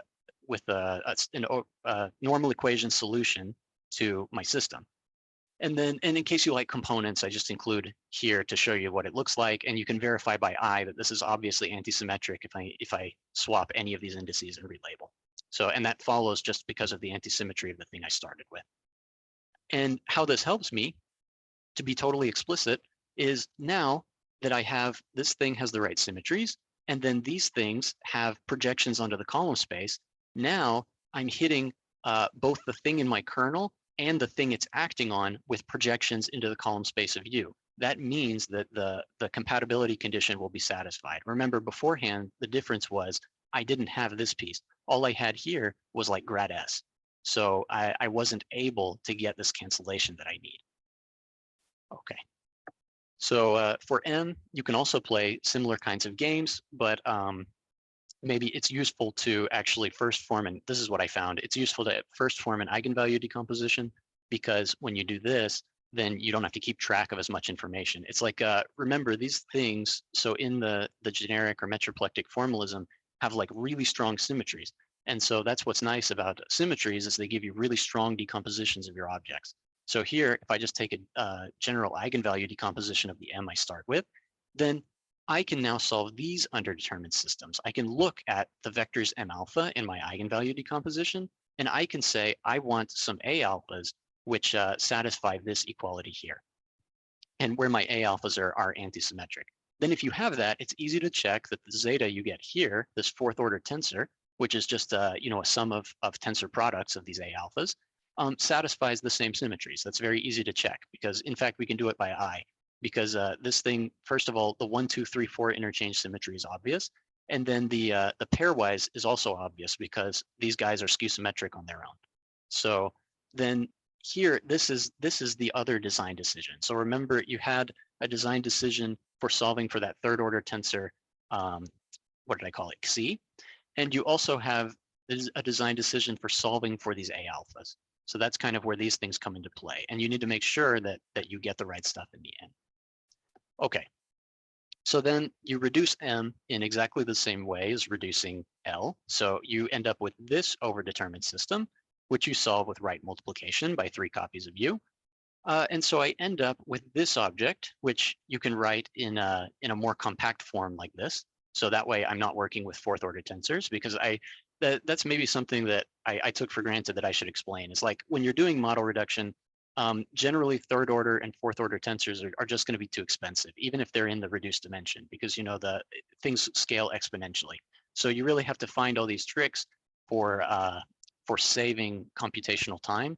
And the way I choose to do that, which is a way that seems to work pretty well, is through like analytic multiplication. So this will be more important later in the talk. But essentially, when I'm doing this, I'm never actually going to build this tensor product explicitly. I'm just going to build these A alpha matrices, and then I'm going to manipulate the tensor product analytically. So that way, you only ever have to store, for instance, these A alpha guys, which are much smaller than the general fourth order tensor. But okay, so then this now tells you how to build M hat grad S, and tells you how to build M hat grad E. And M hat grad E is 0 by construction, as you can see, because when you take this and you contract it with 3 copies of grad E, then 1 copy of grad E becomes like the vector in your linear combination, and the other 2 copies go into this matrix product with A alpha, but A alpha is antisymmetric, so all of these go away. Okay, so if you stick this all together, just so we don't lose sight of what the original goal is, well, then you get a ROM, which is actually going to be metriplectic. So now, instead of evolving my state with the straightforward Galerkin projection, what I'm going to do is evolve my state according to this rule, where these guys are built as I just told you. And so then what's nice about one of the reasons why I chose POD bases here, because you actually don't have to. I'm not sure if I made this clear, but a lot of this is totally independent of like the dimension reduction technique that you use. It's more about just exploiting the internal symmetries. But the advantage of using something like POD is that you have very strong guarantees on the error. So that allows me to prove that if you take your original state and you take, here there's an affine shift, but it doesn't really matter. You take your approximate state, then you can prove that that's bounded by the sum of the squares of the eigenvalues that you throw away from your POD basis. So of course, that's going to converge to what you want. Okay, so then I should tell you like my choices for how to solve those underdetermined equations, because like what you really want at the end of the day, if you're going to do this is like a recipe. You don't want to have to design things yourself. So here is one potential recipe. If I take some non-zero components, these can be local, because you may not have a globally non-zero component, but you always have a local one. Non-zero components of my gradients of S and E, and then initialize these 2 third order tensors with zeros, and set the component, so here the ijk zeroth component of C to be Lij weighted by exactly the component of the gradient of S that it's going to hit in the contraction. So that this is the idea. And you do the same thing for B. So it's like, think about if I want to contract, then this tensor against a copy of grad S, then everything is 0 except for the K0th component. And that K0th component is exactly going to hit S, and then that's going to cancel like this. Now, it's not exactly that easy because just building this, obviously this thing is not anti-symmetric in IJ and K. So then you think about, well, what can you do? How can you fix this? Well, you can hope that totally anti-symmetrizing like this will fix the problem. And indeed, because of the structure of these metriplectic systems, it does, but you have to be careful because I put in blue this factor 1/2, which you may think is like, I expect a 1/6 there. Well, yes, but no, because when you actually, go through the proof and you do these computations, then you see that you need this factor 1/2 to make sure that what you get is actually exactly cancels this thing you divided by. So that's just a technical note that to watch out for. Okay, so just to recap all of the things I've told you in the last 20 minutes or so, how do you build this metriplectic ROM? Well, you assume that you have access to the following data. You need the L matrix, the M matrix, and then you need some ways to get the gradients of energy and entropy. And that is not a very strong assumption because that comes for free from the metriplectic system. Then what you do is you pre-process by computing an eigenvalue decomposition of your M. So like this, you solve these underdetermined equations according to how I just told you. Again, this is the part where there's the freedom. Everything else is basically automatic from the setup. And then you compute your POD basis, you compute the solutions to those overdetermined systems, which look like this. And then from that point, you have exactly your L hat, your M hat, and then your grad E hat, grad S hat are just the compositions with your approximation. So everything is ready to go at that point. And now I want to show you really quickly a super toy example just to, which is like something you'd never use model reduction for. I just want to verify that everything's doing what it should and show you that everything works out. So here, I assume I only have 4 variables, and there's no reason to believe that model reduction would work well on this problem at all, because all of these variables are important for the dynamics. So if I take a linear combination of them and I take like 3 variables, it's gonna miss the trajectory. But because of my constructions, it should still preserve what it's supposed to preserve. So here's how you build the quantities according to my recipe. And then when you look at the results, what you see is that it's essentially as you expect. So everything misses the phase space trajectory, which is, but it doesn't miss by too much. So this is 3 modes, and it misses the phase space trajectory. But then if you look at the energy and entropy, you see that mine, actually, the energy is conserved to time integration error, which is as it has to be because that's how I constructed it. And the entropy growth is much more realistic relative to the symmetry informed solution, which is the one where you just use the symmetries of L and M, and the naive Galerkin solution. So that tells us that things are kind of working. Now, for the remainder of the talk, I want to talk about and then this is convergence. So this just shows that everything still converges to where it's supposed to go as you increase to the full order solution. So that's great. So then the next thing I want to talk about for the rest of the talk is how you optimize this, because I gave you that recipe. That recipe still involves constructing degree 3 tensors, which generally is just kind of expensive. So if you want these things to actually be useful and competitive with traditional methods, then you have to figure out some way to do this better. So that's the point of this slide. Is the bad thing is, like, even though this has n choose 3 components, this one has R, you have R A matrices, each with n choose 2 components. It's still expensive if you have to manipulate all of these things. So what can you do instead? Well, my solution, just because these are the kind of problems I like, is to use more fancy algebra.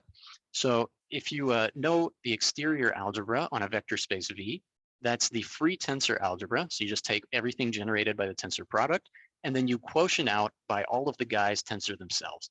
And so what this does is essentially gives you nothing but things that are anti-symmetric. In fact, totally anti-symmetric in any 2 indices. So for example, you have an isomorphism between the product operation on the exterior algebra, which is the wedge here. So if I take a bivector, V wedge W, so V and W are both vectors, then that's isomorphic to the difference between these tensor products.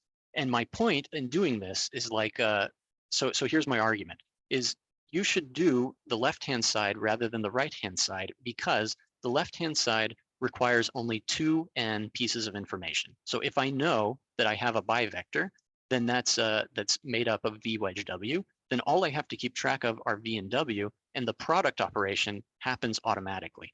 On the other hand, if I store this thing on the right, this has n choose 2 independent components, which is generally a lot more than this. And then I have to do a matrix multiply that's much bigger.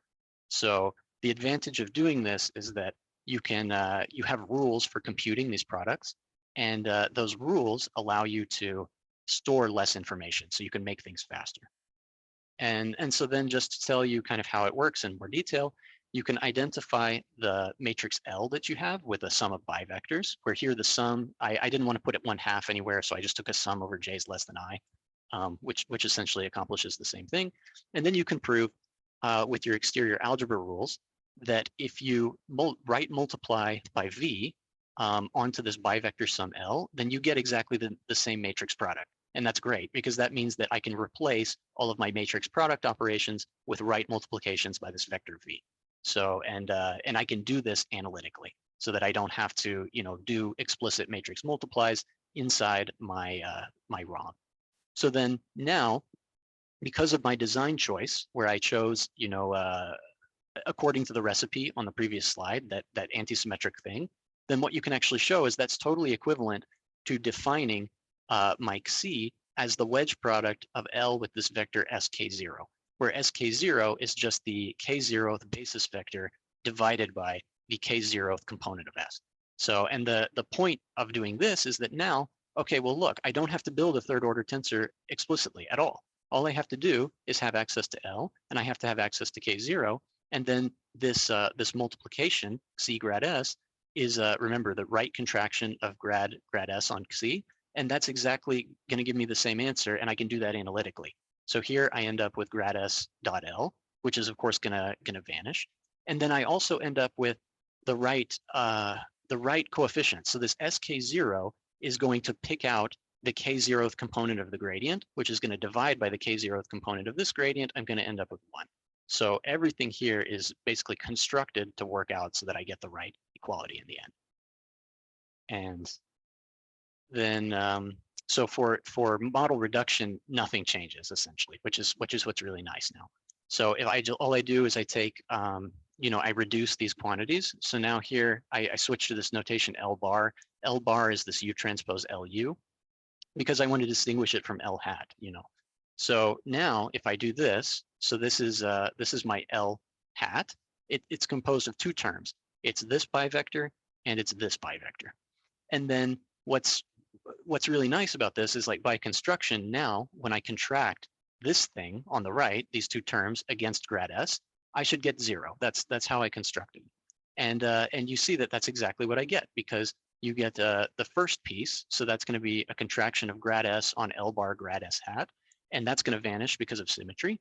Then I'm going to end up with this second term, which is generally not 0, but that's going to exactly cancel the term that I had over here. So I'm going to end up with basically 1 term which is 0 by symmetry, and then 2 terms which balance each other out. So that means that at the very end of the story, you don't even have to store any third order tensors at all. All you have to store is your matrix L bar, and you have to store these vectors. Oh, and UK0, I don't know if I introduced this notation already. This is the k0th row of U. Okay, so then you do exactly the same thing, and you can get, the same kind of thing works for your A matrices too. So I can write my A matrices as a wedge of two vectors, and now my A K1 is just built like this. And when I do this, then you can see that even these matrix multiplications here, which I had in my zeta tensor, are now just basically linear combinations of dot products. That's it. So all I have to build online are linear combinations of dot products. I don't have to do any matrix multiplies. I don't have to do any tensor multiplies.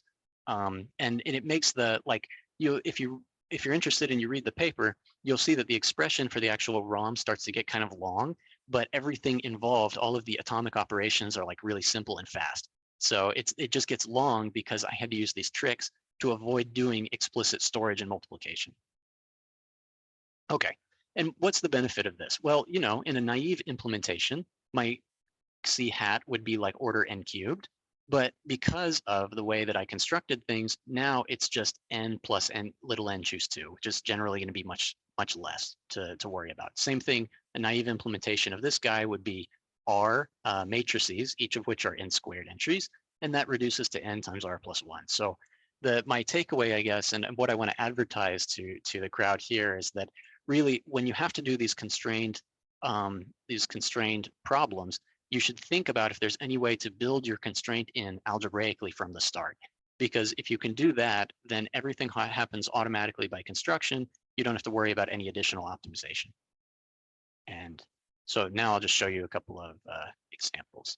So, yeah, sorry, Anthony, to interrupt. Can I ask you a question? So you're under the hood, there's kind of this constraint optimization problem. I know you're doing it by construction, but you could think about it that you want reduced dynamics, which are as close as possible to the full order dynamics and some norm subject to the structure preserving constraints. Yeah, I think you probably could. So the sense is just you want to bake the constraints in automatically. So that way you do an unconstrained optimization over a particular, you can think of it as like manifold of solutions, where you're guaranteed to stay on that manifold of solutions. Correct. Yeah, right. So the question I have is how close are you to the true solution, the true dynamics in your construction? So obviously you have it that in the limit as you take the full PCA basis, right, that you'll recover it. But can you say anything about the intermediate accuracy? Like, is this getting you close to the optimal reconstruction, or? I mean, so yes and no. So you have to define what you mean by like optimal in this setting. But yeah, sure. Sorry, I'm going back a bunch of slides because I want to get to that theoretical result. Yeah, so this is what you can prove. I mean, you can prove that your reconstruction is like, so your reconstruction is always metriplectic based on this whole method I've been talking about. And you can prove that it's, you know, L2 close to your state, and how close it is depends on the eigenvalues of the POD basis, basically the things that aren't in your POD basis. So your POD basis is your variance maximizing subspace. And so then in order to generate that, of course, it's a subspace, so you threw away some information. So how close you are is directly proportional to the information you threw away. Does that make sense? Sure, but the C buries how good of a job, you know, the sigmas say something about the reconstruction error. The C says something about how closely the dynamics match.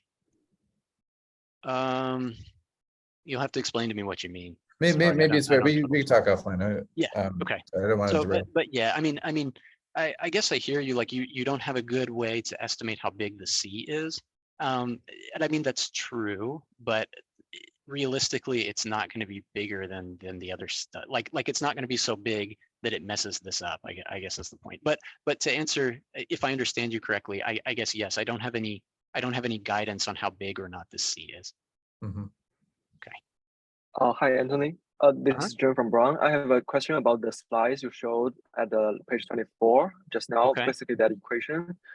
So may I know how does that equation depend on T, like on the right-hand side? So like how does T play a role? Here?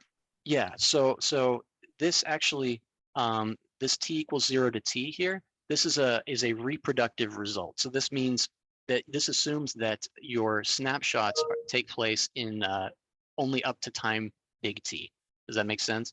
Mm-hmm. So this is not, I guess that's a good point, is that this doesn't apply to the extrapolatory case. So this error estimate is for stuff that's in the range of your training data. I see. Yeah. Does that answer your question? So like this is independent of T, but the T dependence is captured up here. Okay. Yeah. Thanks. Okay. Yeah. Okay. So let me go back to the slide I was at.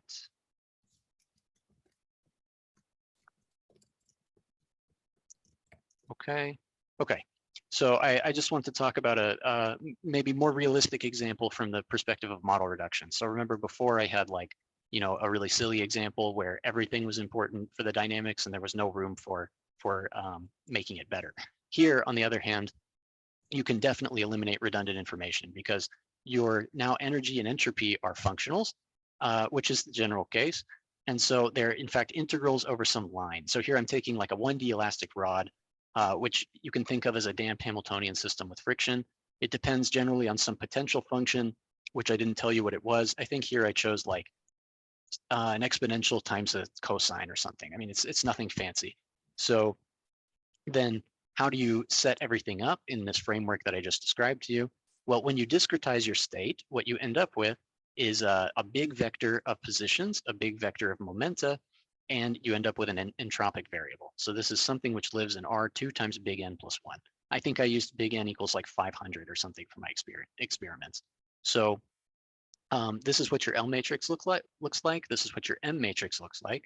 And then these are the gradients of your energy and entropy. All of this is given automatically by the problem. And then these are the things I construct. So you can notice that your M is an n-term sum where the M alphas look like this. And so then based on all the stuff I just told you, you can choose your Xi hat to be L bar wedge, the 2n plus first row of U, and you can choose your matrices A hat alpha to look like this. Then when you simulate, so here I'm using just 10 modes. So this is like 1,000 dimensions compressed to 10. And you see that it doesn't do a great job. But what I want you to notice is that even with this like extremely high degree of compression, the dynamics on the left for the red dot are a lot closer to the dynamics of the blue dot relative to the green and the orange. So you actually, and that's because the entropy and the energy are behaving in the way that they're supposed to based on the metriplectic formalism. So then of course you can, oh, and here's just to show you like, so I present two different visuals of this. This is like the full rod, and I shifted everything up by like 0.5 just so that the lines aren't overlapping. And this is kind of fun to see because look how crazy on the left, the naive solution and the symmetry informed solution become as you integrate over longer times. So it's like, and here I integrate much longer than my training data. I think my training data is in the interval like 0 to 8, and I integrate like 0 to 100, something like that. So you see that these become increasingly crazier as you integrate longer and longer. And so then, you know, we want to see that this converges. We want to see that this is actually useful. So as you crank up the dimension of the POD basis, you see that things get closer to the true solution, but still on the right, you're going to see that the only one that gets the energy and entropy mostly correct is mine. And the other solutions, they just continue to spiral out of control. So here's kind of the view of what the position and momentum look like in this case. And everything is like relatively close, but you see you still can't, with either the symmetry informed or the structure informed, you still can't quite match the full order solution. But then if you increase everything up to like 120 modes, so this is like, you know, really overpowering it. I mean, you probably in practice, you would be okay with the 60 mode solution. Like that's probably close enough. But here I just really wanted to show you that things actually converge. And you see that the dynamics match really closely on the left. And then on the right, you see that now my energy and entropy are like right on top of the full order solution, whereas these guys continue to grow indefinitely. Okay, and so the final thing I want to tell you about, I didn't have a good way to make a picture out of this. Anthony, can I ask for the, so yeah. Did you use 120 modes? Is that for that problem you actually need the 120 modes? Is that a reduced model or is it the full model? What do you use for the full model? So for the full model, I used about like 1,000 or so. So I see. Yeah. So 120 is like is maybe a tenth of that, you know. So, okay. Okay. So then the last thing I want to show you is just the left is just a flavor plot. This is to show you kind of how the solutions look like if you don't plot them in video form. So you see they can be kind of exotic, which is interesting. And then on the right, I want to show you a comparison of the integration over time. So here I train all of so SP-ROM corresponds to my solution, EH-ROM corresponds to the symmetry informed, and then G-ROM corresponds to the naive Galerkin ROM. And I train all of my approximations on 0.8, and then I let them go for, you know, as long as I feel like it. So I let them go all the way to 512. And so what you see is that everything blows up except for my solution after some time. So this one here, like you can integrate it as long as you want with and still get realistic errors. So you get relatively close to the same errors you started with. Whereas if you look at the other ones, no matter what number of modes you use, eventually after some point, they all don't converge anymore. And that's because the energy and the entropy just get too crazy. You're not preserving the right dynamics in your reduced simulation. So that's my argument for why these things are cool. And then I just want to take like 2 minutes to tell you what we're thinking about, what would be interesting to try next. So of course, I've shown you nothing but like toy examples that nobody actually cares about in practice. So now that we've verified that things are working, it'd be really interesting to try things like compressible Euler or Landau Lifshitz, more complicated, more realistic models. And this picture or this video on the right is something I just saw in a popular science magazine recently that I thought was cool, which is a nanoscale magnetic material that was fit using a Landau Lifshitz model. So, and you see all of these really interesting interactions that would be cool to capture with a reduced model. And then also, I should mention that I totally glossed over like treatment of nonlinearities in all of these things, and which is totally fine, but that actually matters for realistic performance for ROMs. So ideally, we want some kind of hyperreduction technique which takes care of those nonlinearities, and so that way you still get big speed ups, and you're not having to spend time just resolving your nonlinear structures. And then here on the right, I've shown just a picture from a paper to show you like what these brackets kind of look like in the physics literature. So when you have more realistic settings, you see that these brackets start to get kind of ugly. And so it would be really nice to have like a data-driven way, a non-intrusive method for just learning these things in a reduced setting. So I know that Nat and his collaborators have done some work with learning these kind of brackets in a full order setting. I think it would be really interesting to see if you can learn like a reduced thing which gets the physics right and still enables you so that you don't have to like actually code up what all of this stuff is. So, and then of course you can extend anything I'm talking about to other like bracket-based dynamical systems. There's lots of other formalisms for doing these kinds of things, and they're all very interesting. We just chose metriplectic because it seems to be a hot area, and it seems to be what a lot of physicists are focused on right now. Okay, so with that, I think I'll stop talking. Thank you all for listening, and you're welcome to reach out to me if you have questions, and I'm happy to take questions now. Thank you, Dr. Gruber. Or maybe I should keep sharing in case. Hi, hello. Hi. I want to ask you a question. I'm Kerkos Hernandez from the University of Zaragoza, and I'm currently doing a PhD intern with George in Brown. Mm-hmm. So I've been working on my PhD on this kind of structure preserving algorithms. And my question is related to the future work that you showed now. Okay. That so you have based all your reasoning in this linear Galerkin projection. So what do you think are the difference or the trade-offs in terms of accuracy or efficiency if you are using a nonlinear reduction, such as an autoencoder, for example, and enforcing the structure not in the reduction, but in the reduced space? So you use a nonlinear projection and then you enforce the structure in the reduced space. So what do you think will be the differences in accuracy? Yeah, okay, good question. So the first, I think you had like two questions, so I'll address them one after the other. So the first one, if I understood you correctly, is like, what's the difference if you want to use a nonlinear projection operator? And so, yes. and the difference is that now it's going to be, you're going to get more accuracy in the short term, probably, but you lose these nice robustness guarantees that you have just as a function of the maturity of the linear theory. So, linear stuff has been around for a while. You have lots of really nice guarantees on your accuracy and your convergence. With the nonlinear theory, you don't really have that anymore. And maybe the bigger problem, though, from a practical standpoint, is that your mappings become more complicated. You have to carry around Jacobians. Things become a lot slower. So, Anthony, can I interrupt on that? Because let's say you do the kernel-based POD. Uh-huh. If you do kernel-based POD, all the fluctuations, all this stuff that you are actually trying to represent are much smaller in magnitude. So why just the fact that we don't have the theory doesn't mean that we actually will have worse results asymptotically, right? No, I totally agree with you. So what I was about to say is the maybe bigger problem is that those methods are typically slow, because now basically what's hiding in the background in all of this is that the Jacobian of my Galerkin projection is just a matrix. it doesn't depend on my state, doesn't depend on nothing. So if I all of a sudden use kernel POD, or I use something else where I have to track around, a Jacobian that changes depending on my state, then these things are going to become a lot more complicated. So, and I'm going to have to compute Jacobians all over the place. This is the problem that, I don't know if you're familiar with some of the autoencoder based model reduction stuff by like Kevin Karlberg and these people. This is the problem they run into, is that you have to compute the Jacobian of your decoder function, and that appears all over the place, and it makes things like really slow.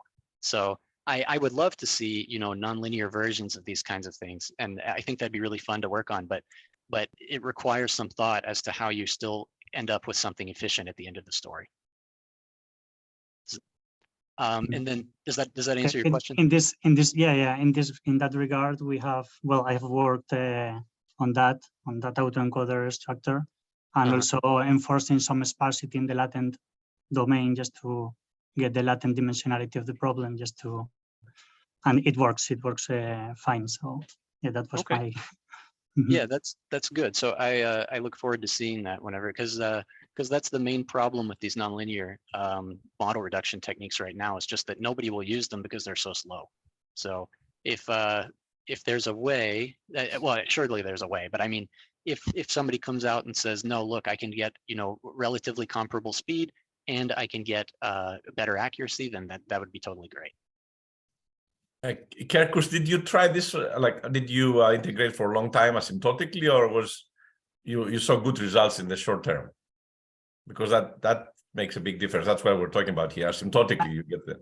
I didn't do these long-term simulations, but it extrapolates also, not in the long term, but it's able to extrapolate.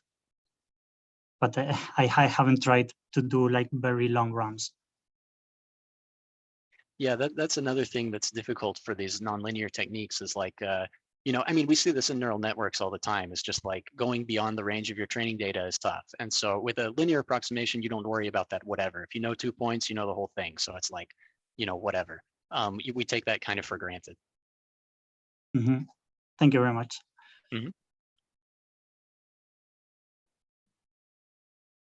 Are there more questions for the speaker?